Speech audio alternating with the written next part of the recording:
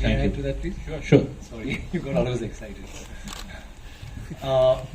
Everybody has interest. There will be people who like science, astronomy, geography, history. But I think the most important thing is history. As children, all of us have listened to stories of the past. Whether it's Chandamama. You have Chandamama in Hindi? Yes. All those are stories we hear. We've been told stories about the past, about kings, we've had such an illustrious past. Just a small thing that I want to bring to your notice. We all talk about the pyramids and how could they have possibly built it? How did they do it so many years ago? But do you know that in India we have so many temples, but the one with the highest Gopuram is there in Tanjavur, which is where the Chola dynasty had happened, and his role, Rajaraja Cholan, had built it. That particular temple has the highest Gopuram in the whole world. The top stone alone, it's a single stone that weighs 80 tons. 80 tons, not 1 ton or 2 tons. And how did they do it? But do we know that? We all go to the pyramids, we go see the Leaning Tower of Pisa. Someone said something very nicely. He said, we are actually appreciating a building that doesn't stand. It's falling over and wow, let's take a picture, let's take a selfie, and we're getting excited. But we have temples today that stand and they didn't use plaster. Do you know that for this particular stone, they had to use a ramp which was 6 kilometers long, which was pulled by bulls, elephants and people. 6 kilometers long to get it up there, without any machinery, without any cranes, without anything.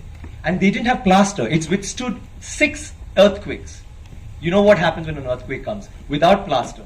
What they have done is they have an outer wall, then inside that they have a corridor of 6 feet, which is an open, just a corridor, and then they have another structure inside which goes all the way to the top, which is why they can withstand earthquakes, which is why they stood so long. So these are all things that we need to know about. This particular king has built 5,000 dams in his time, and he's made a water management ministry in that time.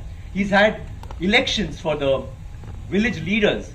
He's asked them to name cities after women. Why should it only be men? Why can't it be named after a queen? And they've had hospitals, free hospitals, and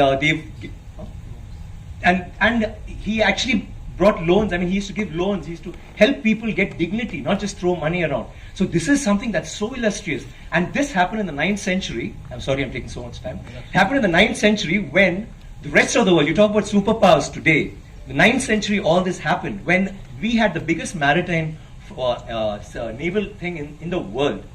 And it went all the way to Bali, all the way to Malaysia, and went till we sent emissaries to China.